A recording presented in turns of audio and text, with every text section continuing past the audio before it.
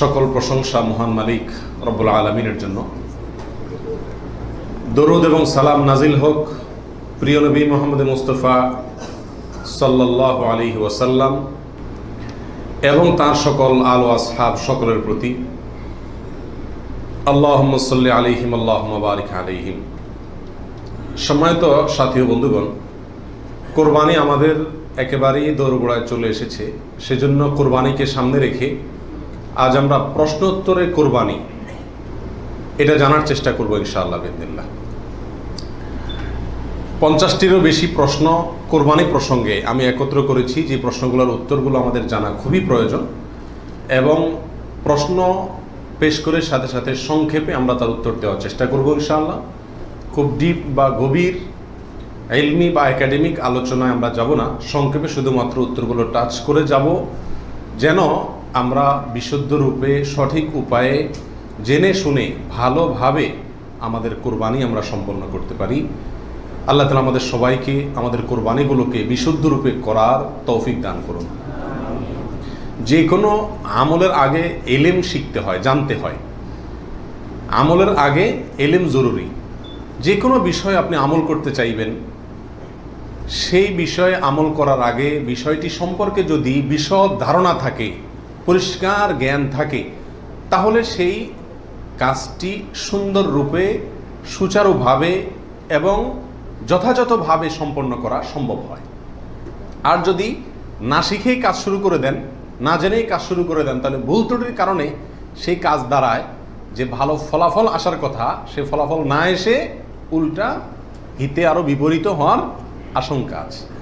আর সেজন্যই কোরবানির মতো একটি আমল, যে আমলটি আমাদের দেশে মানুষ পরিমাণে ইসলামের যেসব কাজগুলো সবচেয়ে বেশি লোক করে সারা দেশে, তার ভিতরে একটা হলো এই কোরবানি। বেনামাজিও করে, বেরোজগারিও করে, ইসলামের অনেক কিছু না মানলে কি হয়েছে, কোরবানিটা করে। তো যেহেতু দেশের বিরাট একটা অংশ মুসলমানদের তারা কোরবানি করে, অন্য কোনোটা করুক আর না করুক, ঈদের নামাজটা পড়ে, কোরবানিটা করে। তো সেজন্য এই কোরবানিটাও যে করি আমরা, সেটাও বা কতটা বিশুদ্ধ হচ্ছে, এটা বড় প্রশ্নের বিষয়। সেজন্য আমরা জেনে নেব অল্প কথায় এই কোরবানি প্রসঙ্গে যে জিজ্ঞাসাগুলো আছে, যে প্রশ্নগুলো আছে সেগুলো। কারণ প্রশ্নের মাধ্যমে মানুষ কোনো কিছু শিখলে, সেটা সাধারণ আলোচনার মাধ্যমে শিখলে যতটা মনে থাকে তার চাইতে বেশি মনে থাকে। আল্লাহ তাআলা আমাদের সবাইকে উপকারী ইলম সবসময় গ্রহণ করার তৌফিক দান করুন। প্রিয় ভাইয়েরা, কোরবানি প্রসঙ্গে কোরআনে কারীমের একটি আয়াত আমি তেলাওয়াত করেছি। আল্লাহ সুবহানাহু ওয়া তাআলা বলেছেন, লা ইয়ানালাল্লাহা লুহুমুহা ওয়ালা দিমাউহা। তোমরা যে পশু আল্লাহকে সন্তুষ্ট করবার উদ্দেশ্যে জবাই করে থাকো, কোরবানি করে থাকো, এর গোশত, এর রক্ত কোনো কিছুই আল্লাহর কাছে পৌঁছায় না। ওয়ালাকিন ইয়ানালুহুত তাকওয়া মিনকুম, ওয়ালাকিন ইয়ানালুহুত তাকওয়া। কিন্তু তোমাদের অন্তরে যে তাকওয়াটা আছে, কোন মানসিকতা নিয়ে, কোন উদ্দেশ্য নিয়ে, কেন তুমি কোরবানি করছো, কোরবানি করার সময় তোমার মনের ভেতরকার অবস্থাটা কি, সেটা কিন্তু আল্লাহর কাছে ঠিকই পৌঁছে যায়। গোশত রক্ত জমিনেই থেকে যায়, দুনিয়াতেই থেকে যায়, উপরে ওঠে শুধুমাত্র তোমার অন্তরের ইচ্ছাটা, বাসনাটা। এই জন্য কোরবানি করার আগে সবচেয়ে গুরুত্বপূর্ণ পয়েন্ট হলো নিয়তকে খালেস করে নেওয়া। কি করে নেওয়া ভাই? নিয়তকে খালেস করে নেওয়া। কোরবানি করার আগে একটু ব্রেক দিন, একটু দাঁড়ান, একটু থামুন। আপনি কোরবানি করতে যাচ্ছেন, একটু থামুন। কেন কোরবানি করছেন? নিজেকে নিজে প্রশ্ন করুন এবং এই প্রশ্নের উত্তর নিজেকে নিজে দিন।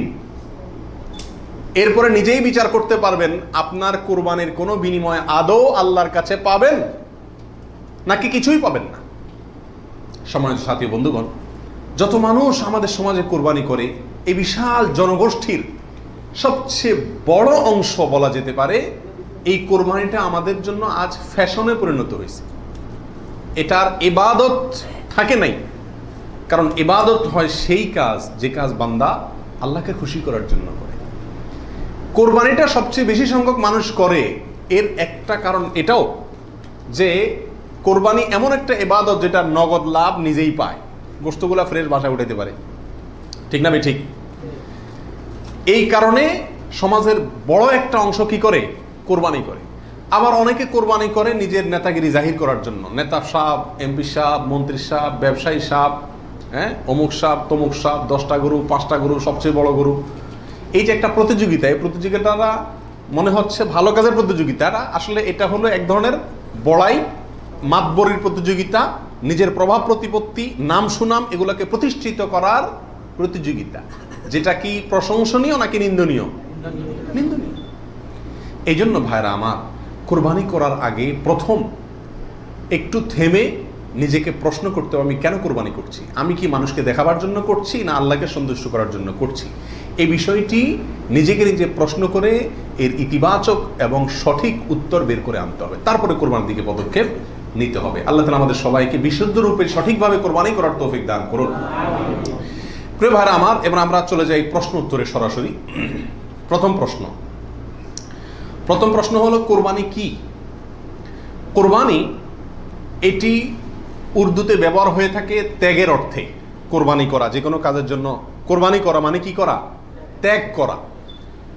এই পশু কোরবানিকে কোরবানি বলা হয় এই জন্য যে এই কোরবানিটাও আসলে মূলত কি?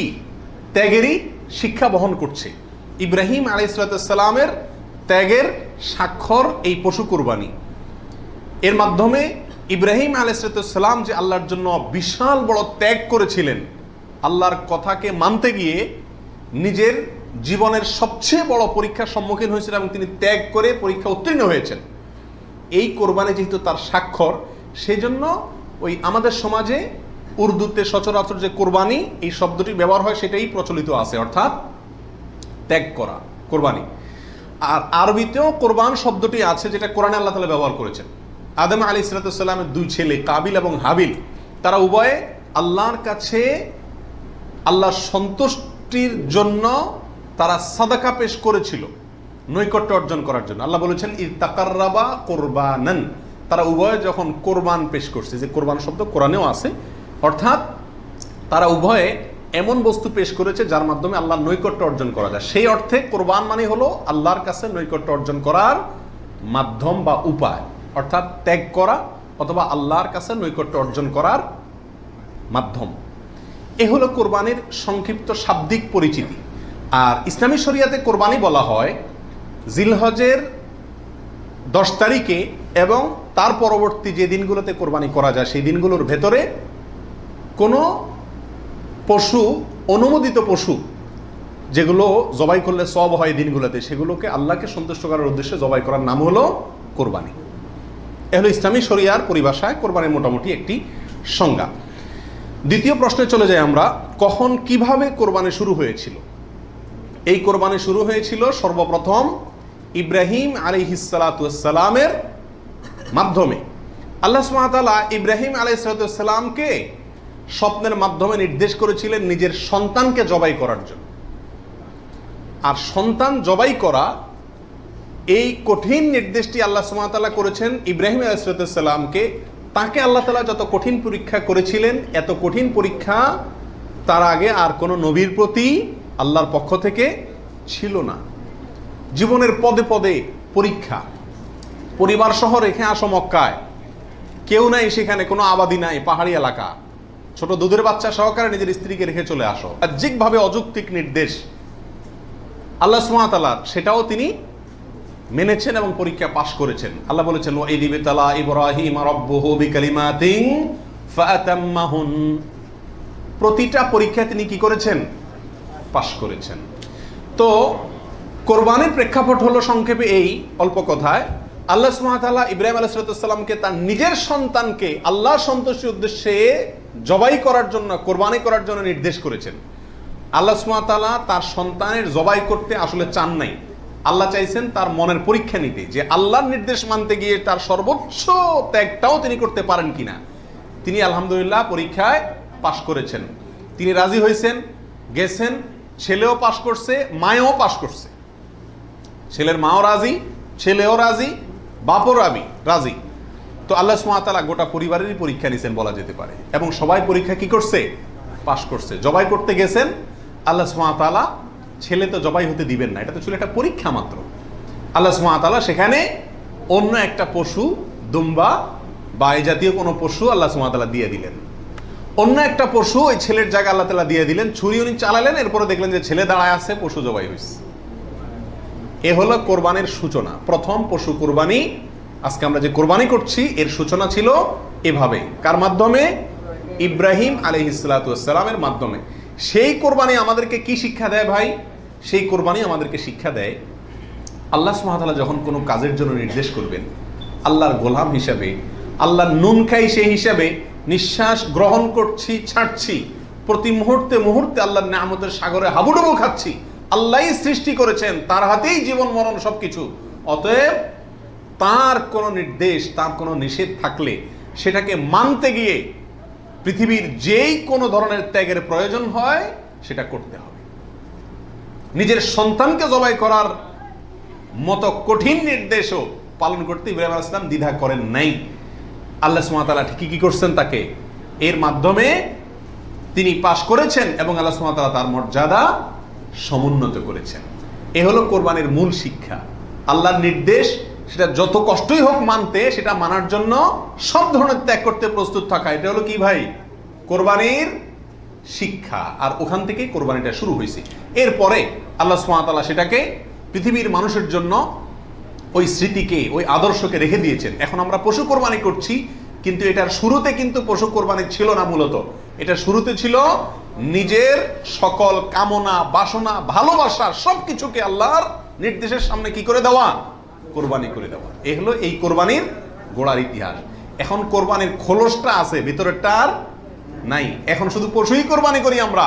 নিজের ভেতরকার পশুত্ব, আমিত্ব, মনের খাহেশ, প্রবৃত্তি, এটাকে আর কি করি না? জবাই করি না। আল্লাহ তাআলা আমাদের সবাইকে কোরবানির আসল যে ইতিহাস সেটা থেকে শিক্ষা গ্রহণ করে এমনভাবে কোরবানি করার তৌফিক দান করুন, যেই কোরবানি প্রকৃত অর্থেই কোরবানি হয়, যেই কোরবানি আমাদের জান্নাতে যাওয়ার কারণ হয়, মাধ্যম হয়, সেইভাবে কোরবানি করার এবং কোরবানির সেই ইতিহাস থেকে আল্লাহ তাআলা আমাদেরকে শিক্ষা গ্রহণ করার তৌফিক দান করুন। প্রিয় ভাইয়েরা, 3 নম্বর প্রশ্ন হলো, কোরবানি কি জরুরি কোনো বিধান নাকি ঐচ্ছিক? অর্থাৎ কোরবানি কি সবার জন্য করা জরুরি, নাকি কোরবানি সুন্নাত, নফল, মুস্তাহাব জাতীয় কোনো আমল? তো এই বিষয়ে বলবো যে এই ক্ষেত্রে ওলামা একরামের 2টি প্রসিদ্ধ মত আছে। ওলামা একরামের অনেকেই বলেন যে কোরবানি করা এটা সকলের জন্য জরুরি, যাদের সামর্থ্য আছে। ঈদের দিন, কোরবানি ঈদের দিন অথবা পরবর্তী দিনগুলোতে যেগুলোতে কোরবানি করা যায়, এই সময়ের ভিতরে যার কাছে নেশা পরিমাণ টাকা আছে তার জন্য কোরবানি করা ওয়াজিব, জরুরি, বাধ্যতামূলক। না করলে গুনাহ হবে। এটা অনেক ওলামা একরামের মত। তাদের দলিল, সংক্ষেপে শুধু দলিলগুলো হালকা হালকা টাচ করে যাই। মুসনাদে আহমদ, ইবনে মাজা, মুস্তাদরাকে হাকিম এবং আরো অনেক কিতাবে একটা হাদিস বর্ণিত হয়েছে, যে হাদিসকে মুহাদ্দিসিন ইকরাম সহিহ বলেছেন। আল্লামা আলবানী রাহিমাহুল্লাহ নিজে হাদিসে সহিহ বলেছেন। সেটা হলো এই, নবী সাল্লাল্লাহু আলাইহি ওয়াসাল্লাম বলেছেন, মান ওয়াজাদা সাআতান আন ইউদাহিয়া ওয়া লাম ইউদাহি ফালা ইয়াকরাবান্না মুসাল্লানা। অর্থাৎ যে ব্যক্তি কোরবানি করার সামর্থ্য তার আছে, সক্ষমতা আছে, সচ্ছলতা আছে, সেই ব্যক্তি যদি কোরবানি না করে, সে যেন আমাদের ঈদগাহে ঈদের নামাজ পড়তে না আসে। কোরবানি করার ইচ্ছা না রাখলে সেজন্য ঈদের নামাজ পড়তে না আসে। এটা কিন্তু সতর্কবাণী। শরীয়তে এই ধরনের নির্দেশ সুন্নত নফলের ক্ষেত্রে করা হয় না, ফরজ ওয়াজিবের ক্ষেত্রেই সাধারণত করা হয়। এটা হলো অন্য যুক্তি। দ্বিতীয় দলিল হলো, এটাও মুস্তাদে আহমদে আসছে এবং হাফেজ ইবনে হাজার আল আসকালানী রাহিমাহুল্লাহ, বিশ্ববিখ্যাত হাদিস ব্যাখ্যাতা, তিনি বলেছেন যে হাদিসটি বিশুদ্ধ। নবী সাল্লাল্লাহু আলাইহি ওয়াসাল্লাম বলেছেন, ইয়া আইয়ুহান নাস, হে লোক সকল, ইন্না আলা কুল্লি আহলি বাইতিন উদহাইয়াতুন ওয়া আতিরাতুন, নিশ্চয়ই প্রত্যেক পরিবারের লোকের উপরে, প্রত্যেক পরিবারের উপরে একটি করে কোরবানি এবং আতিরা, এটা ওয়াজিব। আতিরা হলো রজব মাসে যে পশুটি জবাই করা হয়, সেটা একসময় ওয়াজিব ছিল, পরে এটা রহিত হয়ে গেছে। তো এখানে নবী সাল্লাল্লাহু আলাইহি ওয়াসাল্লামের ভাষা হলো ইন্না আলা কুল্লি আহলি বাইতিন, প্রত্যেক পরিবারের উপরে কোরবানি করা জরুরি। জরুরি, আলা এই শব্দটি জরুরি অর্থ বোঝানোর জন্যই আসে। এটিও বিশুদ্ধ হাদিস। তাহলে আরো অনেকগুলো হাদিস আছে এই জাতীয়, যে হাদিসগুলোর আলোকে ওলামা ইকরামের একটা অংশ বলেন যে এই কোরবানি ওয়াজিব। ইমাম আজম আবু হানিফা রাহিমাহুল্লাহর মত এটা।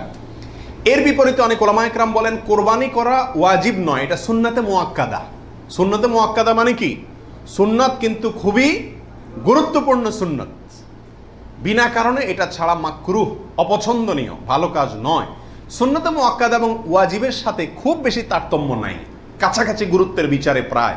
সাহাবীদের ভিতরে অনেক প্রসিদ্ধ সাহাবী তারা কোরবানি করতেন না, ওয়াজিব মনে করবে মানুষ এই ভয়, এরকম কোন কোন বর্ণনা পাওয়া যায়।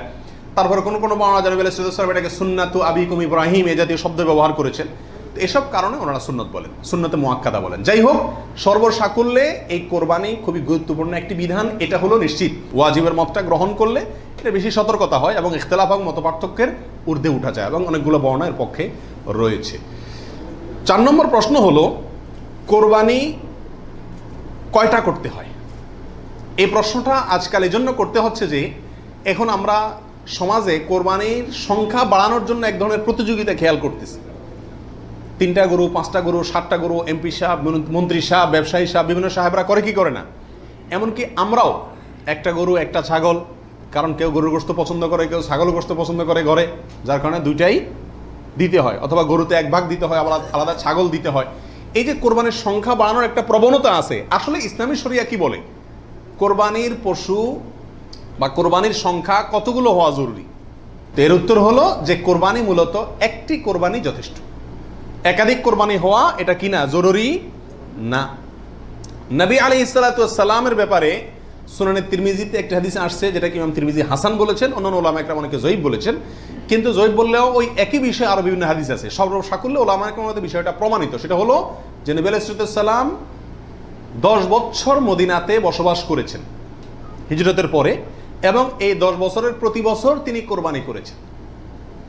প্রতি বছর তিনি কি করেছেন? এবং 2টি হৃষ্টপুষ্ট ভেড়া তিনি কোরবানি করেছেন, 2টি করেছেন। তিনি যদি চাইতেন সংখ্যা অনেক বাড়াইতে পারতেন, উট এবং আরো অনেক বড় বড় পশু দিয়ে কি করতে পারতেন, কোরবানি করতে পারতেন। কিন্তু 2টি ভেড়া কোরবানি করেছেন। তার একটি হলো তার নিজের এবং নিজের পরিবারের পক্ষ থেকে, আরেকটি তার গোটা উম্মতের পক্ষ থেকে, তাওহীদবাদী উম্মতের পক্ষ থেকে। তাহলে বোঝা গেল কোরবানির সংখ্যা বাড়ানোর ভিতরে খুব বেশি কল্যাণ নাই। হ্যাঁ, কেউ যদি কোনো এলাকাতে গরিব মানুষকে খাওয়ানোর উদ্দেশ্যে বেশি কোরবানি করে, নাম ফুটানোর উদ্দেশ্য না থাকে, তাহলে অবশ্যই সেজন্য তিনি আল্লাহর কাছে কি পাবেন? আজর এবং সওয়াব পাবেন। 5 নম্বর প্রশ্ন হলো, কয়দিন পর্যন্ত কোরবানি করা যায়? কোরবানির সময়সীমা কতদিন? এর উত্তর হলো, এক্ষেত্রে ওলামা একরামের 2টি মত আছে। অনেক ওলামা একরামের মতে কোরবানি করা যায় ঈদের দিন, জিলহজের 10 তারিখ, আর 11 এবং 12 এই 3 দিন। এটা ইমাম আবু হানিফা রাহিমাহুল্লাহর মত। এর বিপরীতে অনেক ওলামা একরামের মত হলো কোরবানি এটা 4 দিন পর্যন্ত করা যায়। কোরবানি ঈদের দিন এবং তারপরে আরো 3 দিন, 11, 12, 13। যুক্তি হলো যে আইয়ামে তাশরিক, এক হাদিসে আসছে একেবারে সুস্পষ্টভাবেই যে আইয়ামে তাশরিক এই দিনগুলা সবগুলোই হলো জবাই করার দিন, অর্থাৎ কোরবানি করার দিন। সেহেতু আইয়ামে তাশরিক হলো ঈদের দিন, ঈদের পরে আরো 3 দিন, অর্থাৎ 13 তারিখ, চাঁদের 13 তারিখের সন্ধ্যার আগ পর্যন্ত। এ হলো কোরবানির দিন। তবে কোরবানি প্রথম দিন ঈদের নামাজের পরপরই করা বেশি উত্তম, এতে কোনো সন্দেহ বা ইখতিলাফ কারোর নাই। এবারে সারা দুনিয়ার উলামা একরাম একমত। কারণ নবী আলাইহিস সালাম ঈদের দিন ঈদের নামাজের পরপরই সাধারণত কি করতেন? কোরবানি করতেন। দ্বিতীয় তৃতীয় দিনে তিনি নিতেন না। অতএব একেবারে শুরুতেই করে ফেলা হলো সবচেয়ে উত্তম এবং বেস্ট। এবারে কারো কোনো দ্বিমত নাই। 6 নম্বর প্রশ্ন, কোন সময় থেকে কোরবানি করা যাবে? উত্তর হলো, ঈদের নামাজ যখন পড়া হবে, যেই এলাকাতে গরুটা জবাই হবে ওই এলাকাতে যখন ঈদের নামাজ শেষ হবে, ঈদের নামাজ শেষ হওয়ার পরপরই কি করা যাবে? কোরবানি করা যাবে। আরেক এলাকাতে ঈদের নামাজ শেষ হয়েছে, সেজন্য আপনার এলাকাতে আপনি কি করবেন না? কোরবানি করবেন না। আপনার এই পশু যারা কোরবানি করবে তারা ঈদের নামাজ পড়ার পরপরই কি করতে পারবেন? কোরবানি করতে পারবেন। এ হলো কোরবানির সময়। এরপরে আসি 7 নম্বর প্রশ্ন, রাতে কি কোরবানি করা যাবে?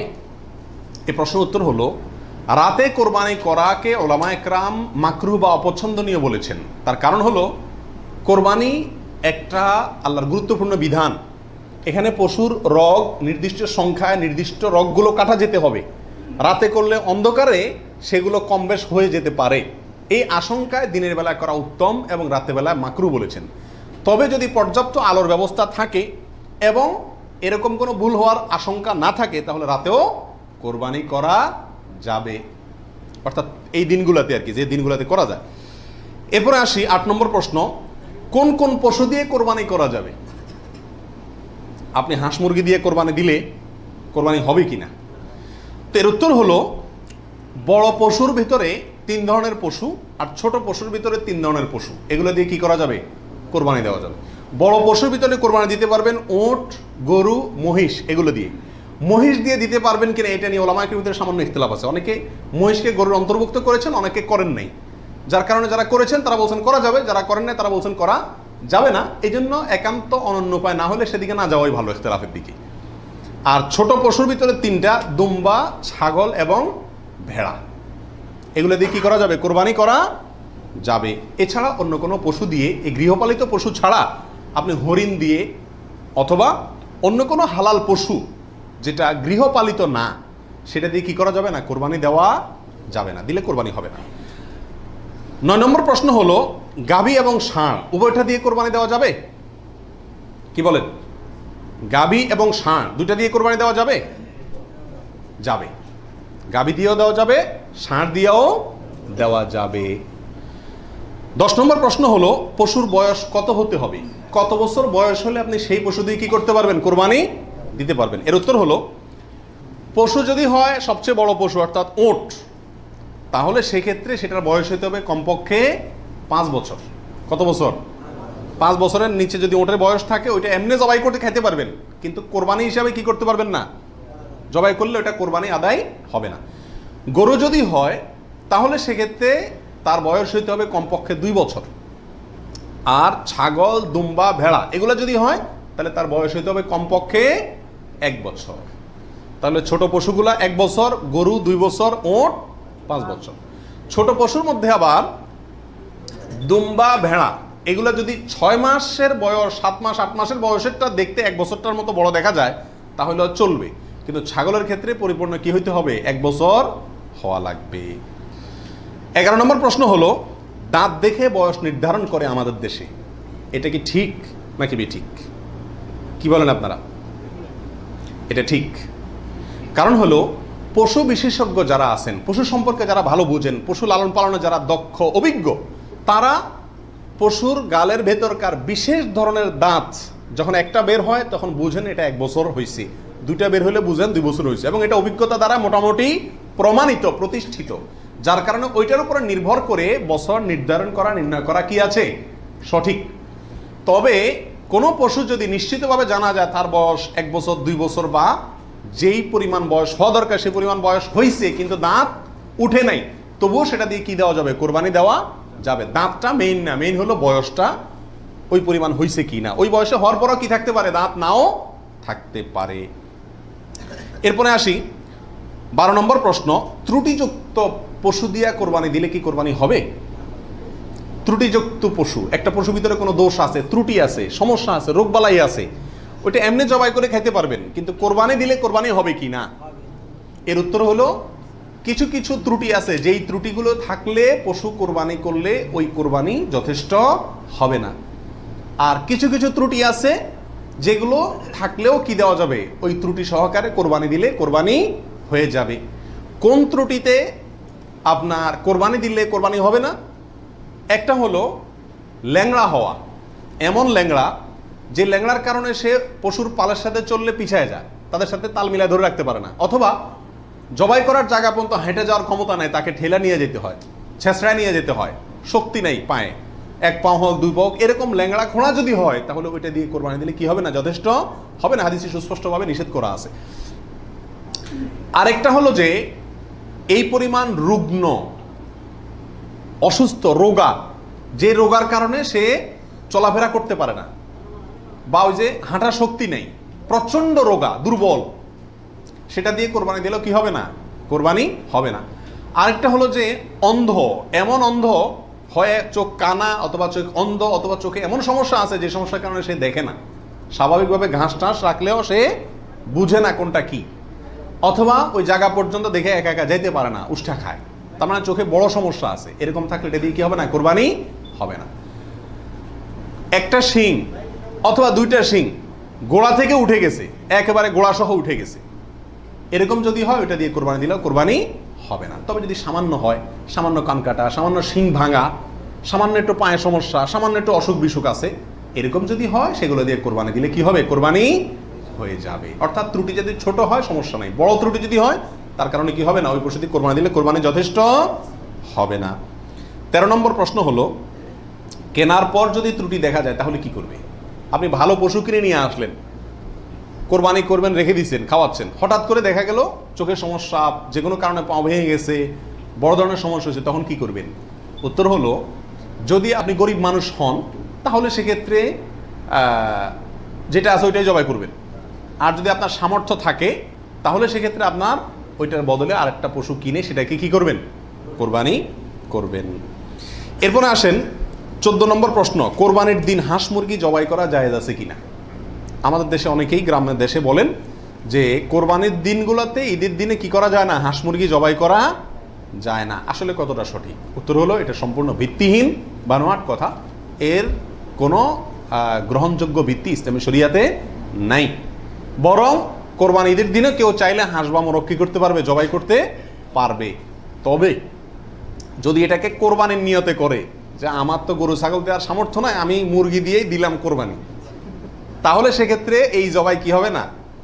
জায়েজ হবে না। কারণ এই পশু দিয়ে কি হবে না? কোরবানি হবে না। এমনি গোশত খাওয়ার জন্য যদি জবাই করে তাহলে ঈদের দিনেও জবাই করাতে কোনো সমস্যা নাই। 15 নম্বর প্রশ্ন হলো, কোরবানির পশু এটা দেখায় বেড়ানো, প্রদর্শন করে বেড়ানো, এটা কি জায়েজ আছে কিনা? আজকাল কোরবানির পশু কেনার পরে মহল্লাতে, গ্রামে, পাড়াতে, আশেপাশে একটা চক্কর মোটামুটি দেয় না? দেয় না? শুধু দেয় না, আপনার ওইটার গলায় একটা মালা লাগায়, হ্যাঁ, পারে না একটা সাইনবোর্ড লাগায় দেয় কার এটা সেটা, এবং তারপরে ওই গরুকে নিয়ে পুরো এলাকাতে ঘুরায়। এরপরে বলে যে এটা কার গরু, বলে অমুকের গরু। এরকম একটা প্রথা মোটামুটি অঘোষিতভাবে চালু আছে না নাই? এরকম প্রদর্শন করে বেড়ানো এটা কি সঠিক? এর উত্তর হলো না। এই প্রদর্শনটা সাধারণত হয়ে থাকে জাহির করার জন্য, সবাইকে দেখানোর জন্য। আর এই দেখানোটার ভেতরে কল্যাণের চাইতে অকল্যাণ বেশি। কেউ যদি বলে আমি এটা দেখাচ্ছি এই জন্য যাতে অন্যরা উৎসাহিত হয়, তাহলে তো এটা ভালো উদ্দেশ্য, কিন্তু এই উদ্দেশ্যে খুব অল্প সংখ্যক মানুষই কি করে? এটাকে শোডাউন করে। বরং এটা শোডাউন করে কি জন্য? সবাই জিজ্ঞেস করবে, ভাই এটার দাম কত হয়েছে, কার গরু, মাশাআল্লাহ, জিতছে, হাসছে, এইসব যোগ বিয়োগ করবে। ঠিক না? ঠিক। অতএব মানুষকে দেখায় বেড়ানোর উদ্দেশ্যে যদি এই কোরবানির পশুকে প্রদর্শন করা হয়, শোডাউন করা হয়, তাহলে এটা রিয়া, এবং রিয়ার কারণে গুনাহগার হবে। এটা করা যাবে না। আল্লাহ আমাদেরকে বুঝার তৌফিক দান করুন। 16 নম্বর প্রশ্ন হলো, কোরবানির পশু কেনার পরে এবং জবাই করার পরে পশুর সঙ্গে সেলফি তুলে এটা ফেসবুকে দেওয়া যাবে কিনা, সামাজিক যোগাযোগের মাধ্যমে প্রচার করা যাবে কিনা, ইসলামের দৃষ্টিতে এর ভিতরে কোনো, এ ব্যাপারে কোনো বাধা আছে কিনা? এর উত্তর হলো, কোরবানির পশু কেনার পরে অথবা জবাই করার পরে ওই পশুর সাথে সেলফি দেওয়া, সেলফিটাই তো অনেকের মতে এটা একটা মানসিক রোগে পরিণত হয়েছে। আর এই গরুকে কেনার পরে, ছাগল কেনার পরে তার সঙ্গে ছবি তুলে, সেলফি তুলে ওইটা ফেসবুকে বা সামাজিক যোগাযোগের মাধ্যমে প্রচার করা, এটা ইসলামী শরিয়ার দৃষ্টিতে খুবই গর্হিত এবং নিন্দনীয় একটি কাজ। বিশেষ করে এই জন্য যে প্রথমত বিনা প্রয়োজনে এই ছবিটা তোলা হচ্ছে, দ্বিতীয়ত হলো এর মাধ্যমে নিজে কি কোরবানি দিচ্ছে এটাকে কি করা হচ্ছে? জাহির করা হচ্ছে, প্রচার করা হচ্ছে। বাহবা কি আল্লাহর কাছ থেকে নিতে চান না মানুষের কাছ থেকে নিতে চান? আল্লাহর কাছ থেকে যদি নিতে চান তাহলে ওইটাকে প্রচার করে মানুষের কাছে লাইক কমেন্ট পাইলেন, সেই আশায় এটাকে আপনার লাইক কমেন্টের ব্যবসায়, বিজনেসের পুঁজি হিসাবে খাটাইলেন। আল্লাহর কাছে তার বিনিময় পাওয়ার আশা করা বড় কঠিন। এই জন্য এই গরুর সাথে সেলফি তোলা, বিশেষ করে জবাই করার পরে রক্ত সহকারে ছবি তোলা, এগুলো কোনো অবস্থাতেই ইসলামের শরিয়ার দৃষ্টিতে খুব একটা ভালো কাজ নয়। এগুলো থেকে আমাদের মিথ্যা বিরত থাকা উচিত, মনে করা উচিত এটা একটা ইবাদত। এটা কি ইবাদত? ইবাদতের ক্ষেত্রে তামাশা বা যা মনে চাইলে তা করলাম, ফাইজলামতি করলাম, এর কোনো সুযোগ নাই। আল্লাহ আমাদেরকে বোঝার তৌফিক দান করুন। 17 নম্বর প্রশ্ন হলো, ভাগে কোরবানি দেওয়া যাবে কিনা? এটা একটা গুরুত্বপূর্ণ প্রশ্ন আজকালকার যুগে। কারণ কোনো কোনো ওলামা একরাম বলছেন ভাগে কোরবানি দেওয়া যাবে না, বরং গরু হোক আর ওঁট হোক, যত বড় পশুই হোক, দিলে একজনের পক্ষ থেকেই দিতে হবে, 7 ব্যক্তির পক্ষ থেকে যথেষ্ট হবে। এই যে কথা প্রচলিত আছে, এটাকে অনেক কোনো কোনো ওলামা একরাম কি করছেন? অস্বীকার করছেন। আসলে সঠিক কোনটা এ ব্যাপারে আগেই বলেছি যে একাডেমিক আলোচনা খুব বেশি লম্বাচড়া করার ইচ্ছা নাই এবং সুযোগও নেই। শুধু সংক্ষেপে এটুকু বলবো, সব যুগেই সবচাইতে বেশি সংখ্যক ওলামাদের মতে, বলা যায় প্রায় সবার মতে, সমস্ত ওলামা ইকরামের মতেই বলা যেতে পারে প্রায়, গরুর ক্ষেত্রে একটা গরু 7 জন ব্যক্তির পক্ষ থেকে কি হবে, কোরবানির জন্য যথেষ্ট হবে। এক্ষেত্রে বিচ্ছিন্নভাবে যে 2-1 জন আলেম বলছেন যে গরু হোক আর ওট হোক একজন থেকে হবে, 7 জন থেকে হবে না, তাদের যুক্তিগুলা খুবই ঠুনকো এবং খুবই দুর্বল। নবী আলাইহিস সালাম যে সফরে একাধিক ব্যক্তিকে কোরবানিতে অংশগ্রহণের সুযোগ দিয়েছিলেন, তারা বলেন যে এটা সফরের জন্য নির্দিষ্ট, অথচ নবী আলাইহিস সালাম সেটা নির্দিষ্ট করেন নাই, এটা ওনারা নির্দিষ্ট করছেন। নবী আলাইহিস সালামের কোনো নির্দেশ সফরে হোক, হাজারে হোক, সফরের বাইরে হোক, যে কোনো নির্দেশ সাধারণত ব্যাপকভাবেই সবার জন্য সব সময়ের জন্য প্রযোজ্য হয় যদি কোরআন এবং সুন্নাহর কোনো বর্ণনা দ্বারা নবী আলাইহিস সালাম নিজে ওইটাকে নির্দিষ্ট না করে দেন। তিনি সফরে যদি কোনো নির্দেশ করেন, ওই সফরের বাইরের জন্য সেটা কার্যকর হবে কি হবে না? যদি কেউ সফরের জন্য নির্দিষ্ট করতে চায় তাহলে তার জন্য পৃথক দলিলের প্রয়োজন। বিধায় এটাই হলো বেশিরভাগ ওলামা একরামের মত। বিচ্ছিন্নভাবে কোনো আলেমের মত থাকতে পারে, কিন্তু সে 1-2 জন আলেমের কথা না শুনে সংখ্যাগরিষ্ঠ ওলামা একরামের মতের উপর আমল করবেন। গরুর ক্ষেত্রে 7 জনের পক্ষ থেকে যথেষ্ট হবে। তবে একটা কথা এখানে বলতেই হবে, সেটা হলো উত্তম হলো একাকি দেওয়া, ভাগে না দিয়ে কিকে দেওয়া, একাকি দেওয়া। এক্ষেত্রে কারোর কোনো দ্বিমত নাই, একাকি দিতে পারলে সেটা সবচেয়ে বেস্ট এবং ভালো। 18 নম্বর প্রশ্ন হলো, পরিবারের সব সদস্য বা একাধিক সদস্য যদি সামর্থ্যবান হয় তাহলে সবাই দিবে, নাকি গোটা পরিবারের পক্ষ থেকে একজন দিলেই চলবে?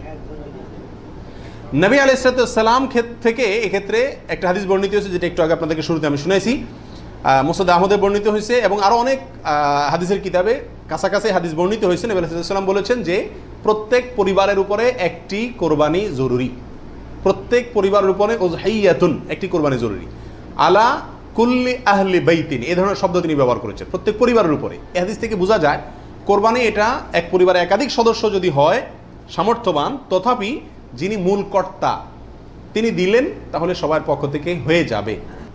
এর বিপরীতে ওলামা ইকরামের আরেকটি মত আছে, যেটা ইমাম আবু হানিফা রাহিমাহুল্লাহর মত, সেটা হলো কোরবানি পরিবারের একাধিক সদস্য যদি সবাই যদি সামর্থ্যবান হয় তাহলে প্রত্যেকের পক্ষ থেকে দিতে হবে। ওনার যুক্তি, উনি বলেন নবী আলাইহিস সালামের ওই হাদিস, যে হাদিসে তিনি বলেছেন যার সামর্থ্য আছে আর কোরবানি দেয় না সেজন্য ঈদগাহে না আসে। এখানে যার সামর্থ্য আছে প্রত্যেক ব্যক্তিকেই শামিল করে এই নির্দেশনা। বিষয়টা গবেষণামূলক, উভয় পক্ষেরই দলিল এবং যুক্তি আছে। তো এক্ষেত্রে সতর্কতামূলক মত যদি অবলম্বন করি আমরা, তাহলে প্রত্যেকেরই যার যার সামর্থ্য আছে তার পক্ষ থেকে করা যেতে পারে, এবং করলে সমস্যা হবে এটা কারোর মতেই নাই। 19 নম্বর প্রশ্ন হলো, 7 ভাগের নিচে হলে কোনো সমস্যা আছে কিনা গরুতে? একটা গরুতে ধরেন 5 জন মিলে দিলেন, 4 জন মিলে দিলেন, 3 জন মিলে দিলেন, 6 জন মিলে দিলেন, 7-এর নিচে হলো, এটা কি যথেষ্ট হবে না কোনো সমস্যা আছে? এর উত্তর হলো কোনো সমস্যা নাই। আমাদের দেশে অনেকে মনে করেন যে গরু দিলে 7 পুরা করতে হবে, এই জন্য যখন 7-এর সংখ্যা না পায় তখন এবার খুঁজে খুঁজে অনেক মৃত মানুষকেও যোগ করে, যেভাবে হোক কি করতে হবে, 7 পুরা করতে হবে। বিষয়টা এরকম না।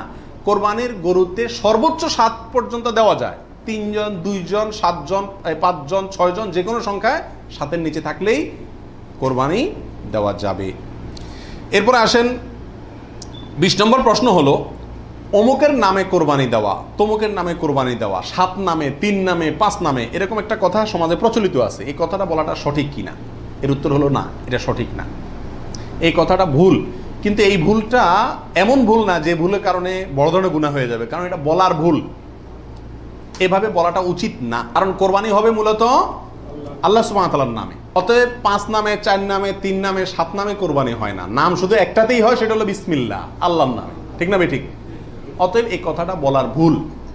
এখানে বলতে হবে 7 জনের পক্ষ থেকে, 3 জনের পক্ষ থেকে, বা 3 শরিক, 5 শরিক, 5 শেয়ার, 5 ভাগ, এভাবে বলা যেতে পারে। কিন্তু বা অমুকের পক্ষ থেকে, তমুকের পক্ষ থেকে, এভাবে বলা যেতে পারে, কিন্তু অমুকের নামে, তমুকের নামে এভাবে বলাটা উচিত নয়। যদিও এখানে কেউ এই উদ্দেশ্যে বলে না যে আল্লাহর সাথে শরিক করে 3 জনের নামে দিচ্ছি, এরকম কেউ উদ্দেশ্য নেয় না, সেজন্য এটা কি হবে না, শিরকে পৌঁছাবে না। তারপর এভাবে না বলাই উচিত এবং উত্তম, নিরাপদ।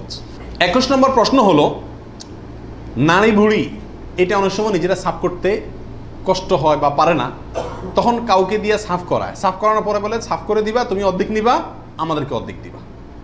এরকম হয় কি হয় না? তাকে নাড়ি বুড়ির অংশ দিলেন অথবা পশুর গোশতের অংশ দিলেন, এটা জায়েজ আছে কিনা।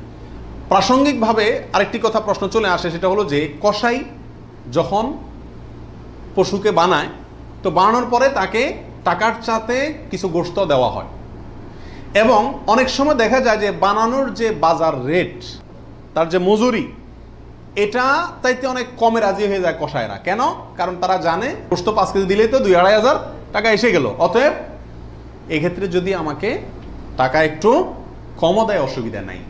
এই ভুলটা ঘরে ঘরে হয়ে থাকে। কোরবানির পশু যারা বানায় সে কসাইদেরকে গোশত দেয় না, এমন মানুষ সারা বাংলাদেশে খুঁজে কয়জন পাওয়া যাবে আমার সন্দেহ আছে। কোরবানির মধ্যে সবচেয়ে বড় দাগের ভুলগুলোর ভিতরে এটা অন্যতম। এইভাবে যদি কেউ করে তাহলে এটা বড় ধরনের ভুল। কোরবানি হওয়া না হওয়া নিয়ে টান দিবে।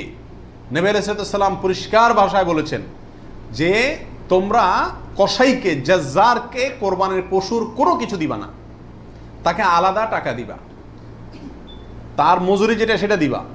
কেন তাকে পশুর কিছু দেওয়া যাবে না? এই জন্য দেওয়া যাবে না যে এই পশুটা আপনি জবাই করছেন কার জন্য? আল্লাহর জন্য। এটার মালিক কে? মূলত আল্লাহ। যেহেতু আল্লাহ খায়ও না পরেও না, আল্লাহর জন্য কিছু দিলে আল্লাহ বলেন আমার পক্ষ থেকে গরিবকে দিও, এটা হলো আল্লাহ সিস্টেম। কিন্তু কোরবানির ক্ষেত্রে শুধু ব্যতিক্রম, আল্লাহ বলেছেন ঠিক আছে আমার জন্য দিছ, সবকিছুই গরিবকে দিতে বলি, এটা তোমার খাইতে দিলাম আমি। আল্লাহ আমাকে কি করছেন? খাওয়ার সুযোগ দিছেন। এখন আমি যদি এটা বিক্রি করি বা কোনো কিছুর বিনিময়ে কাউকে দেই, তাহলে সেটা কি হবে না? জায়েজ হবে না। কোরবানির পশুর গোশত যদি আপনি জাজ্জারকে দেন, কসাইকে দেন, তাহলে কেমন জন্য আপনি তার পরিশ্রমের বিনিময়ে তাকে এই অংশটা তাকে বিনিময় হিসাবে দিলেন, পারিশ্রমিক হিসাবে দিলেন, তাহলে এটা বিক্রি করার মতো হয়ে গেল। এই জন্য কি হবে না? এটা জায়েজ হবে না। কসাইকে শুরুতে সাপ বলে দিতে হবে যে ভাই গোশত পাবা না, কত টাকা নিবা সাপ বলো, তুমি সে আশা করে বসে থাকিও না, 2 টাকা বেশি নাও, কিন্তু আমি তোমাকে গোশত টোস্ত বা কোনো কিছুই দেবো না।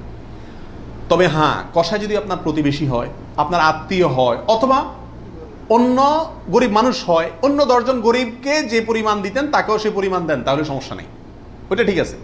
কিন্তু অন্য গরিবদেরকে দেন আধা কেজি করে, তারা দেন 5 কেজি, সমস্যা আছে। কারণ 4.5 কেজি আপনি কেন দিলেন? তাকে কাটছে সেজন্য, এটা বিনিময় হয়ে যাচ্ছে, এই জন্য এটা করা যাবে না। অতএব নাড়ি বুড়িও যদি কেউ সাফ করে, তাকেও কি দেওয়া যাবে না? ওই নাড়ি বুড়ি সাফের বিনিময়ে নাড়ি বুড়ির অর্ধেক বা গরুর কোনো অংশ তাকে দেওয়া যাবে না। সাফ করলে সাফের বিনিময়ে তাকে ক্যাশ টাকা দিয়ে দিবেন। কথা বুঝতে পারছি? নাড়ি বুড়ি যদি দিতে হয় তাহলে গরিব মানুষ হিসাবে দিলেন, সেটা ভিন্ন কথা, কিন্তু এজ এ তার কাজ পারিশ্রমিক হিসাবে কি করতে পারবেন না? দিতে পারবেন না। এটা বড় বহুলের ভিতরে একটা, এবং এটা প্রচুর পরিমাণে মানুষকে সচেতন করা দরকার ব্যাপারে। 22 নম্বর প্রশ্ন হলো, কোরবানির ভাগিদারদের মধ্যে কারো ইনকাম হারাম অথবা উদ্দেশ্য অসৎ, গোশত খাওয়ার উদ্দেশ্য আছে না নেই?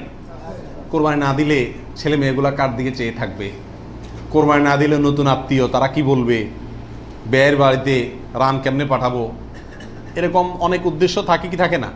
সারা জীবন দিয়ে আসছি, এবছর না দিলে সমাজে মুখ থাকে না, মানুষ কি বলবে, এই মানসিকতা নিয়ে কোরবানি অনেকে দেন না? এরকম যদি কেউ আপনার ভাগিদারদের মধ্যে, অংশীদারদের মধ্যে থাকে, অথবা কেউ যদি কোরবানি করে তার ইনকাম হারাম, আর সে হারাম ইনকাম থেকেই দেয়, অনেকের হারামও আছে হালালও আছে, সুদও খায় ঘুষও খায় আবার বেতনও আছে হালাল, তাহলে সেটা ভিন্ন। একজনে কোরবানির পশুতে হারাম ইনকাম ইনভেস্ট করছে আপনি জানেন, অথবা তার উদ্দেশ্য অসৎ, তাহলে এই পশুতে আপনি এবং আরো যে কয়জন অংশগ্রহণ করবে কারোর কোরবানি হবে না। এই জন্য অংশীদার এবং কোরবানির ভাগই নেওয়ার ক্ষেত্রে বহু হিসাব নিকাশ করে নিতে হবে। যে ব্যক্তি গোশতের ধান্দায় বা অন্য কোনো ধান্দায় করে তাকে ভাগিদার নেওয়া যাবে না। কথা বুঝে আসছে? নিতে হবে যে শুধুমাত্র আল্লাহর সন্তুষ্ট করার জন্য, আল্লাহর সন্তুষ্টির জন্য যে কোরবানি করে তাকে, এবং সরাসরি হারাম টাকা ইনভেস্ট না করে ওই ব্যক্তিকে, যার ইনকাম হালাল, এরকম ব্যক্তিকে ভাগিদার হিসাবে নিতে হবে। আর না হলে ভাগি দেওয়ার দরকার নাই, একা একাই দিতে হবে। আল্লাহ তৌফিক দান করুন। 23 নম্বর হলো, রাসূল করিম সাল্লাল্লাহু আলাইহি সাল্লামের পক্ষ থেকে কোরবানি দেওয়া যাবে কিনা। আমাদের দেশে প্রচুর পরিমাণে মানুষ রাসূল করিম সাল্লাল্লাহু আলাইহি সাল্লামের পক্ষ থেকে কি দেয়? কোরবানি দিয়ে থাকে। এর উত্তর হলো, রাসূল আকরাম সাল্লাল্লাহু আলাইহি সাল্লামের নামে উম্মত হিসাবে আপনি তার পক্ষ থেকে কোরবানি দিতে পারবেন। নবী আলাইহিস সালাম নিজেও কোরবানি দিয়েছেন তার উম্মতদের পক্ষ থেকে। তবে মৃত ব্যক্তির নামে কোরবানি দেওয়ার ক্ষেত্রে জীবিত ব্যক্তির সাথে মিশিয়ে দেওয়া, মিক্স করে দেওয়া, জীবিত ব্যক্তির সাথে অধীনস্থ করে মৃত ব্যক্তির নাম যোগ করা বা তার পক্ষ থেকে দেওয়া, এটা হলো সবচেয়ে ঝামেলামুক্ত এবং মতপার্থক্যের ঊর্ধ্বে উঠা। কথা বুঝতে পারছি? শুধুমাত্র মৃত ব্যক্তির নামে স্বতন্ত্র কোরবানি না দিয়ে জীবিত ব্যক্তির নিজের নামের সঙ্গে মৃত ব্যক্তিকে যুক্ত করে দিলেন। এই মতটাই হলো সবচাইতে সতর্কতামূলক মত এক্ষেত্রে মৃত মানুষের পক্ষ থেকে কোরবানি দেওয়ার ক্ষেত্রে। 24 নম্বর প্রশ্ন হলো, মা বাবা, স্ত্রী, বড় ভাই এদের কাউকে খুশি করার জন্য কারোর পক্ষ থেকে, সমাজে বলে কারোর নামে কোরবানি দেওয়া যাবে কি যাবে না? উত্তর হলো না। এটা রিয়া, লৌকিকতা, মানুষ দেখানো, এটা শিরকে আসগর। আমাদের সমাজে একটা সমস্যা দেখা দেয় কোরবানির সিজন আসলে। কথার কথা, একটা পরিবারে আপনি একটা গরুতে একটা অংশ কোরবানি দিবেন অথবা ছাগল কোরবানি দিবেন, সেক্ষেত্রে মা চায় যে আমার নামে দেখ, মানে আমার পক্ষ থেকে দেখ, বাপে চায় যে আমার পক্ষ থেকে দেখ। এখন ছেলে চিন্তা করে কারে খুশি করব। অনেক সময় স্ত্রী স্বামী দুজনের ভিতরে চায় যে আমার নামে দেখ, বড় ভাইয়ের নামে না দিলে বড় ভাই মুখ কালো হয়, এই জন্য কার নামে দিবে এটা নিয়ে এক ধরনের হেজিটেশনে মানুষ ভুগে। এক্ষেত্রে অনেক সময় অংশ বাড়ায় দেয় শুধু মাকে খুশি করার জন্য, যে ওনার নামেও কি করলাম, একটা দিলাম। এটা এক ধরনের রিয়া বা লৌকিকতা। যদিও যদি সওয়াবের উদ্দেশ্যে থাকে যে উনি ভালো কাজ করতে চান, সেই হিসাবে ওনাকে আমি ভালো কাজে সহায়তা করলাম, তাহলে ভিন্ন কথা। কিন্তু সাধারণত এই চিন্তাটা খুব কমই থাকে। এই জন্য কাউকে খুশি করার টার্গেটটা কোরবানিতে থাকা উচিত না। আর মা বাবা বা অন্যদেরও মনে রাখা উচিত, যার সামর্থ্য আছে সে দিবে, যে মূল কর্তা সে দিবে। এক্ষেত্রে আমার নামে দিল না, অমুকের নামে দিল না, অমুকের পক্ষ থেকে দিল না, এই জন্য মন খারাপ করা তাদেরও উচিত না, এটা বোকামি। 25 নম্বর প্রশ্ন হলো, কয়েকজন মিলে এক ভাগ কোরবানি দিতে পারবে কিনা? 2 জন, 3 জন, 4 জন, 5 জন মিলে এক ভাগ কোরবানি দিতে পারবে কিনা? প্রবাসে দেখা যায় একটা রুমে 3 জন 4 জন আছে, তো কোরবানিদের দিন 4 জন মিলে যায় কি করে, একটা ছাগল কিনে নিয়ে আসে, আয়না জবাই করে। তো 4 জন মিলে যদি একটা ছাগল দেয় অথবা একটা অংশ গরুতে হোক অথবা ছাগলে হোক, কোরবানিতে যদি একাধিক ব্যক্তি যদি এক অংশ দেয়, কোরবানি হবে? হবে না। একটা অংশ একজন দিবে, সেখানে কয়েকজন যদি সেখানে অর্থায়ন করে, কয়েকজন ভাগ বসায়, আর এক অংশ কয়েকজন মিলে দেয়, তাহলে কি হবে না? কোরবানি হবে না, ওটা গোশত খাওয়া হবে। প্রবাসে যারা, যেসব ভাইয়েরা, লক্ষ লক্ষ ভাইয়েরা প্রবাসী আছেন, দেখা যায় যে 5 জন, 6 জন, 7 জন একটা রুমে আছেন, তো তারা সবাই মিলে একটা ছাগল কিনে এনে গোশত খান, কোরবানি তাদের উদ্দেশ্য থাকে না। আমি তাদেরকে অনুরোধ করব যে আপনারা কেন একটা পদ্ধতি অবলম্বন করেন না, যাতে আপনাদের কোরবানির সওয়াব হবে, গোশতও খাওয়া হবে। সেটা হলো এই, আপনাদের 6 জনের মধ্যে সবাই টাকাটা একজনকে মালিক বানায় দেন, যে ভাই আপনি সিনিয়র মানুষ বা আপনি বড় ভাই, আপনাকে আমরা সবাই মিলে 100 করে 500 রিয়াল দিলাম, আপনি এই টাকা দিয়ে একটা ছাগল আয়না কোরবানি করেন। উনি ওনার জন্যই কোরবানি করলো, আপনারা সবাই টাকাটা দিলেন, তাহলে আপনারা যে সহায়তা করলেন সব পেলেন কি পেলেন না? আর ওনার কোরবানিটাও হয়ে গেল, গোশতও খাওয়া হয়ে গেল, একসাথে সবগুলা পাখি এক ডিলে মারা গেল। আর যদি সবাই ঈদের দিনই জবাই করবেন ছাগল, তাহলে কোরবানি কেন করবেন না? একটু চালাক হলেই কোরবানির সওয়াবটাও হয়ে যাচ্ছে, গোশত খাওয়াটাও হয়ে যাচ্ছে। প্রবাসী ভাইদের ভিতরে এই সমস্যাটা প্রচুর পরিমাণ দেখা যায়, যে 5-6 জন মিলে ছাগল কিনে কোরবানির নিয়ত কেউই করে না, অথবা সবাই মিলে কোরবানির নিয়ত করে, যার দুইটাই কি ভুল। 26 নম্বর প্রশ্ন হলো, কোরবানির টাকা অন্য কেউ যদি দিয়ে দেয়, তাহলে কোরবানি হবে কিনা? আমি গরিব মানুষ, আমি কোরবানি করতে চাচ্ছি, অথবা সামর্থ্যবান, আমাকে একজনে টাকা দিয়ে দিল যে আপনাকে একটা ছাগল দিয়ে দিলাম, অথবা আপনার ছাগলের টাকা দিয়ে দিল যে আপনি কোরবানি দিয়েন। আমার পক্ষ থেকেই কোরবানি দেওয়ার জন্য কেউ আমাকে টাকা দিয়ে সহায়তা করলো, হেল্প করলো, এতে আমার কোরবানি দিলে কোরবানি হবে কি হবে না? কি বলেন আপনারা? হবে। যদি কেউ টাকা দিয়ে আপনাকে কোরবানির জন্য সহায়তা করে, ছাগল কিনে দিল, গরু কিনে দিল, কোরবানির অংশের টাকা দিয়ে দিল, আপনার পক্ষ থেকে কোরবানি দেওয়ার জন্যই আপনাকে টাকা দিছে, তার টাকা দিয়ে আপনি নিজে কোরবানি দিলেন নিজের পক্ষ থেকে, এটাতে কোনো অসুবিধা নাই। যে কোনো অর্থনৈতিক ইবাদতে অর্থটা যদি দ্বিতীয় পক্ষ দিয়ে দেয়, অন্য কেউ দিয়ে দেয়, এবং তার টাকা দিয়ে আপনি ইবাদতটা করেন, তাহলে জায়েজ আছে। যেমন আপনি হজ করবেন, আপনি ওমরা করবেন, আপনাকে হজের টাকাটা আমি দিয়ে দিলাম, আপনি হজ করবেন, আমি দিয়ে দিলাম, আমি এটা আমার পক্ষ থেকে করার জন্য দেই না, আপনার হজ আপনি করেন, আমি টাকা দিয়ে দিলাম, হেল্প করলাম আপনাকে, অথবা কিছু হেল্প করলাম, এটাতে কোনো অসুবিধা নাই। ওমরার ক্ষেত্রেও নাই, ঠিক কোরবানির ক্ষেত্রেও অন্য কেউ টাকা দিলেও আপনার পক্ষ থেকে কোরবানি করার জন্য যদি অর্থায়ন করে বা সহায়তা করে বা টাকা দেয়, সেই টাকা দিয়ে আপনি কোরবানি দিলে কি হবে? আপনার কোরবানি হয়ে যাবে। 27 নম্বর প্রশ্ন হলো, লোন করে কোরবানি করা যাবে কিনা? হাওলাত করে, ঋণ করে কোরবানি করা যাবে কিনা? এর উত্তর হলো যাবে, যদি সেই ঋণের টাকাটা দেওয়ার মতো ব্যবস্থা বা ইচ্ছা, সদিচ্ছা থাকে, তাহলে ঋণ করেও কি দেওয়া যাবে? ঋণ করে ভালো কাজ করা যায়। 28 নম্বর প্রশ্ন হলো, ঋণগ্রস্ত ব্যক্তির জন্য কোরবানি দেওয়া উত্তম নাকি ঋণ দেওয়া উত্তম?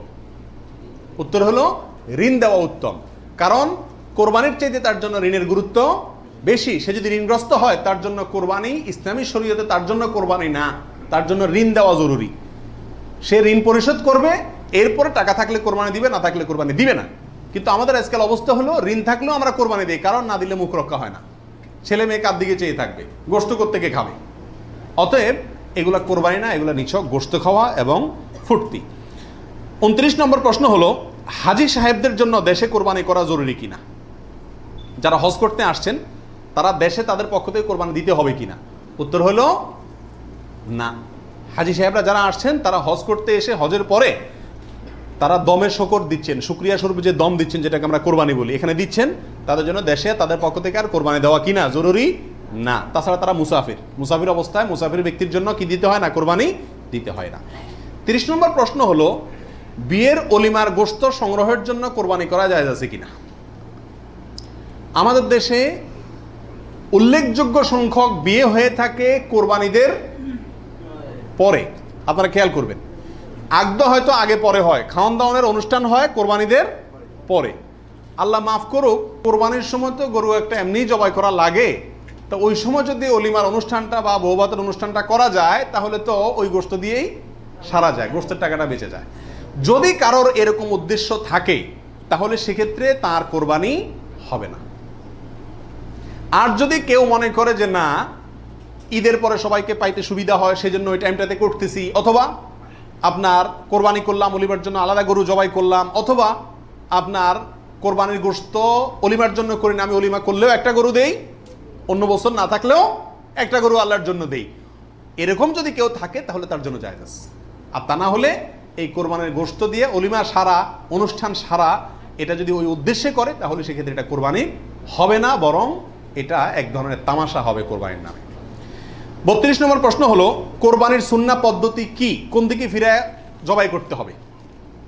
এর উত্তর হলো, কোরবানির সুন্নাহ সম্মত পদ্ধতি হলো, পশুকে মাথা দক্ষিণ দিকে দিয়ে পাও কেবলামুখী করে তারপরে বিসমিল্লাহি আল্লাহু আকবার বলে কি করতে হবে? জবাই করতে হবে। জবাই করার ক্ষেত্রে সাধারণত পশুর কানকে গলার দিকে টেনে ধরলে যে জায়গায় এসে কান থামে, ওই জায়গা বরাবর যদি ছুরি চালানো হয়, তাহলে খুব দ্রুত পশুর জবাই হয়ে যায়, কষ্ট কম হয়, হাঁডি টাডির উপরে যায় না সাধারণত। বাকি এই জায়গাটা ধরে যেখানে হাড্ডি নেয় সেখানে ছুরি চালানো এবং পশ্চিম দিকে ফিরিয়ে দক্ষিণমুখী করে করা। যদি কেউ অন্য কোনো দিকে ফিরে করে ফেলে, তাহলেও তার কোরবানি হয়ে যাবে, কিন্তু এটা সুন্নাহর খেলাফ হলো। রাসূল আকরাম সাল্লাল্লাহু আলাইহি সাল্লাম থেকে এভাবে কোরবানি করাটাই প্রমাণিত আছে। 32 নম্বর প্রশ্ন হলো, কোরবানির ভাগিদারদের নাম জপা কোরবানির পরে এটা জরুরি কিনা? আপনারা দেখবেন, ভাগিদারে কোরবানি যদি দেয়, তার লিস্ট লিখতে লিখতে অবস্থা খারাপ হয়ে যায়, এবং যিনি কোরবানির পশু জবাই করেন ওই হুজুর নাম নিতে নিতে অবস্থা খারাপ। আল্লাহর নামে এতবার নেয় কিনা সন্দেহ, এতবার ওই ভাগিদারদের নাম নেয়, কারণ ভালো করে নাম নিলে টাকা পাওয়াও, কোরবানি জবাইয়ের টাকা পাওয়াও কঠিন হয়ে যাবে। তো এটা জরুরি কিনা? উত্তর হলো, এটা মুস্তাহাব। কোরবানি করার পরে আল্লাহুম্মা তাকাব্বালহু মিন ফুলান ফুলান ফুলান, আল্লাহ এটাকে অমুকের পক্ষ থেকে নাম ধরে তাদের পক্ষ থেকে কবুল করুন, এরকম বলাটা মুস্তাহাব, উত্তম। রাসূল আকরাম সাল্লাল্লাহু আলাইহি ওয়াসাল্লাম নিজেও বলেছেন, আল্লাহ এটা আমার পক্ষ থেকে কবুল করেন, এটা আমার উম্মতের পক্ষ থেকে কবুল করেন, আমার পরিবার, এটা আমার উম্মতের পক্ষ থেকে। তাহলে এভাবে সবাইয়ের পক্ষ থেকে কোরবানি, যে কয়জন দিচ্ছে তাদের পক্ষ থেকে কোরবানি হচ্ছে, এই কথাটা, এবং তাদের পক্ষ থেকে আল্লাহ কবুল করেন, এটা বলাটা উত্তম, মুস্তাহাব কিন্তু কিনা। কোনো কারণে যদি এটা কেউ বলতে ভুলেও যায়, নিয়ত যেহেতু আছে আল্লাহ জানেন, অতএব কি হয়ে যাবে? কোরবানি হয়ে যাবে। 33 নম্বর প্রশ্ন হলো, শ্বশুর বাড়ি থেকে কোরবানির পশু হাদিয়া নেওয়া জায়েজ আছে কিনা? জোরে সোরে এই কালচারটা ইদানিং ছড়াইতেছে, মানুষের টাকা পয়সাও হয়েছে, তো এই জন্য ওই মেয়ের বাপের বাড়ির পক্ষ থেকে ছেলের বাপের বাড়িতে গরু পাঠায়, ছাগল পাঠায়। আগে পাঠাইতো রান, কল্লা, গোশত। এখন গোশত, কল্লা আর রানে জামাইরাও খুশি না, আর বাপ মাও দিয়া সন্তুষ্ট না। এই জন্য পাঠায় ডাইরেক্ট গরু বা ছাগল, এটা জায়েজ আছে কিনা? উত্তর হলো, যদি হাদিয়া হিসাবে দেয়, তাদেরও সামর্থ্য আছে, অভাব নাই, আর এটা লোকচক্ষু ভয়ে অথবা সমাজের মানুষের বলার ভয়ে বা অন্য কোনো কারণে না দেয়, এমনি আসলে হাদিয়া দিছে, তাহলে তো হাদিয়া নেওয়া তো জায়েজ আছে, বরং সুন্নাত। কিন্তু যদি এটা হয় যে না দিলে জামাই কি বলবে, জামাইয়ের মা খোঁচাবে, অমুকরা খোঁচাবে, তমুকরা খোঁচাবে, এসব কারণে যদি দেয়, তাহলে সেটা গ্রহণ করা জামাইয়ের পরিবারের জন্য কি হবে না? জায়েজ হবে না। এবং এটা খুবই বাজে একটা কালচার। উচিত তো হলো জামাই বাবা জিয়ে শাশুড়ির জন্য, শ্বশুরবাড়ির জন্য গরু ছাগল পাঠানো, এটা হলো উচিত।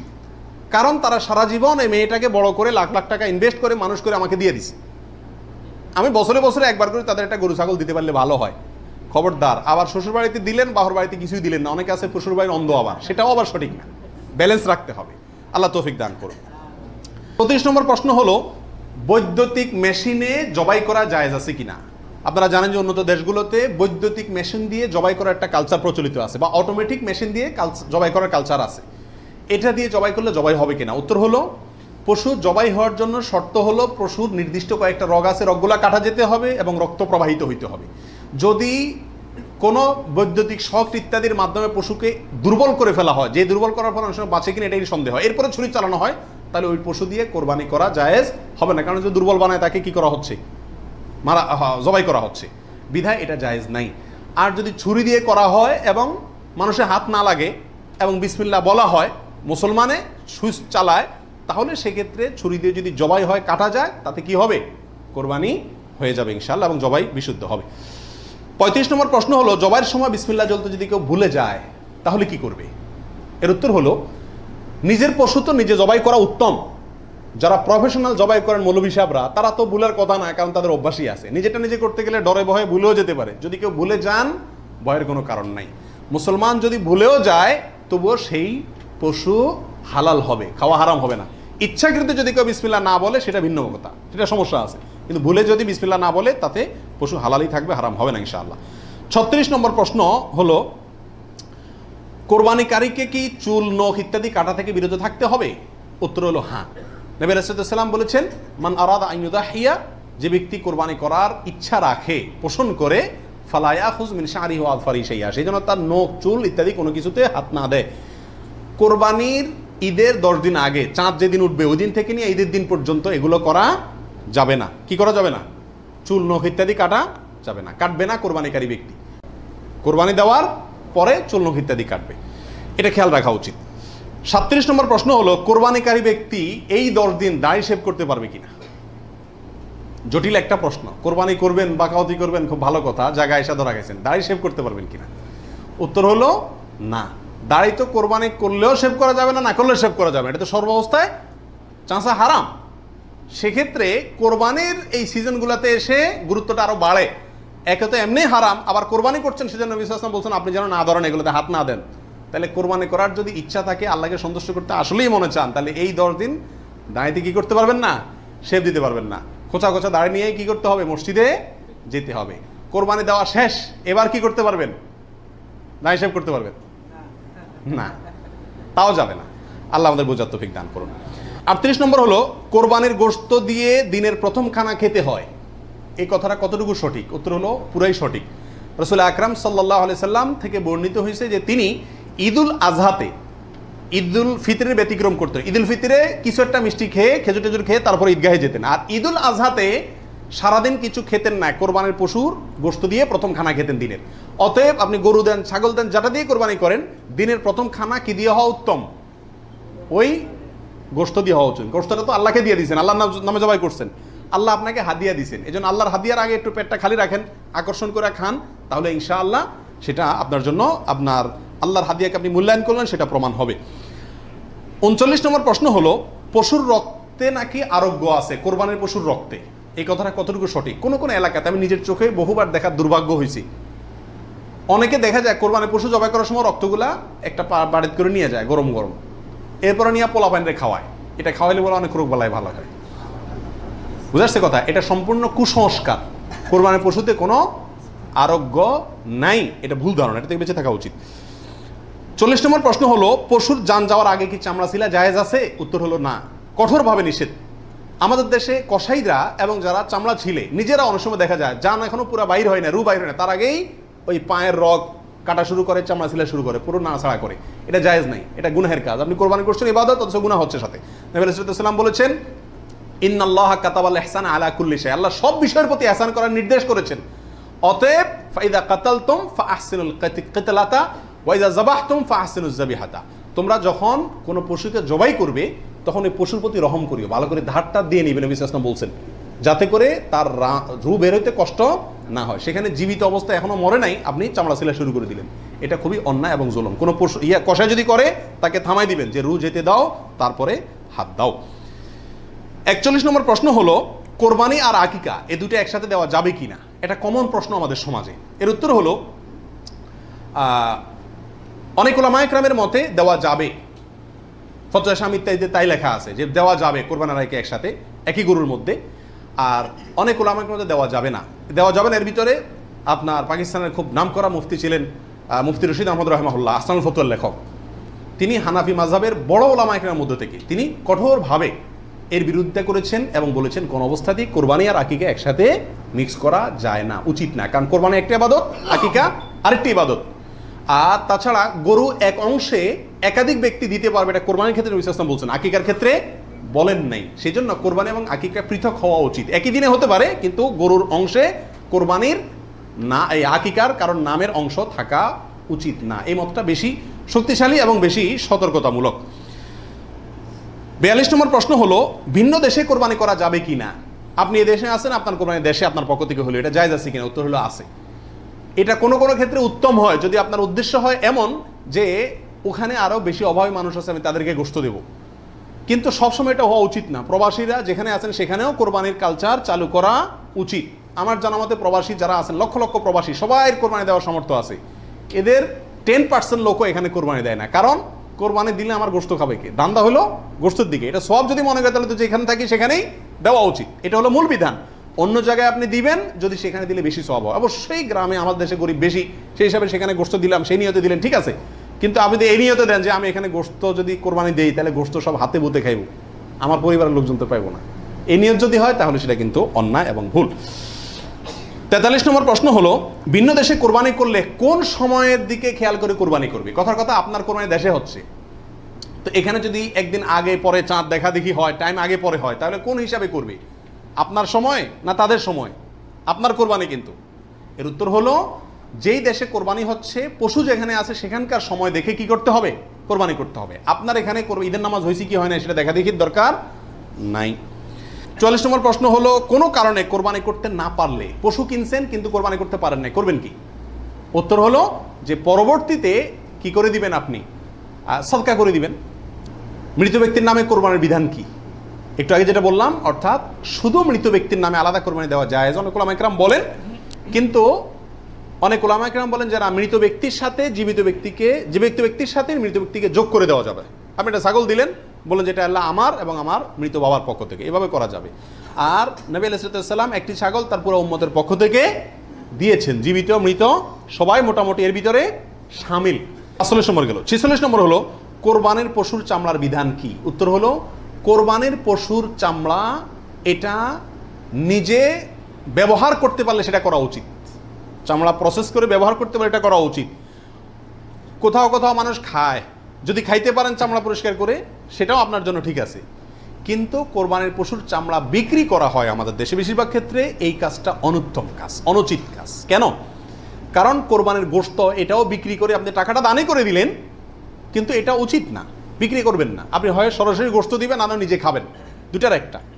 বিধায় কোরবানির পশুকে আপনার কোনোভাবেই এটার কোনো অংশকে বিক্রি করে তারপর টাকাটা আপনি দানে করে দিলেন, কিন্তু বিক্রি করার দিকে না যাওয়াটাই উচিত। সরাসরি ওই জিনিসটা দান করলে সেটাই বেস্ট। 47 নম্বর প্রশ্ন হলো কোরবানির পশুর কোনো অংশ বিক্রি করা জায়েজ আছে কিনা? চামড়ার ক্ষেত্রে এই কথা চলে আসছে অনেকাংশে, তাও পৃথক করে বলতে হয় যে না, কোরবানির পশুর গোশত, হাড্ডি, বুড়ি কোনো কিছু বিক্রি করা যিনি কোরবানি করছেন তার জন্য জায়েজ নাই, উচিত নাই। তবে যাকে আপনি দান করছেন গরিব মানুষ, সে যদি নিয়ে আবার বিক্রি করে দেয় তার জন্য কি আছে? জায়েজ আছে। কোরবানির পশুর চর্বি অথবা হাড্ডি এগুলো বিক্রি করার একটা প্রথা আছে আমাদের দেশে, এটা করা যাবে না। কোরবানির ঈদের আমি খেয়াল করছি ভ্যানালারা বাইর হয়, অতিরিক্ত চর্বিগুলো আছে এগুলো কেজি দরে কিনে, হাড্ডি কিনে এগুলোকে বিভিন্ন কাজে ব্যবহার করা হয়। তো আমাদের জন্য এগুলো বিক্রি করে নিজে খাওয়ার তো প্রশ্নই ওঠে না। যদি বিক্রি করেই ফেলেন তাহলে এটা দান করে দিতে হবে গরিবকে। আর বিক্রি না করে ওটা হয় এমনি আল্লাহর রাস্তায় কাউকে দিয়ে দিবেন, আর না হলে নিজে খাবেন, ব্যবহার করবেন, বিক্রি করবেন না।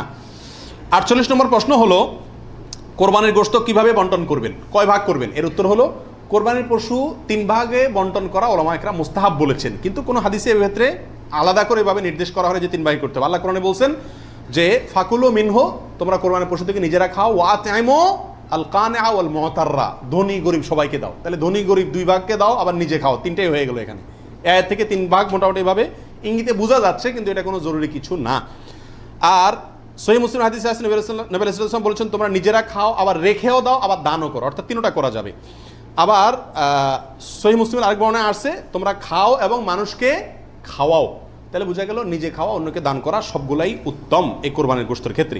49 নম্বর প্রশ্ন হলো সমাজের ভাগ বলে একটা ভাগ প্রচলিত, যেটা জায়েজ আছে কিনা। অনেক এলাকাতে কোরবানি করার পরে সমাজের ভাগ উঠায় নেয় জোর করে, বা বলা ছাড়া, জোর করা লাগে না, এমনি সবাই দেয়।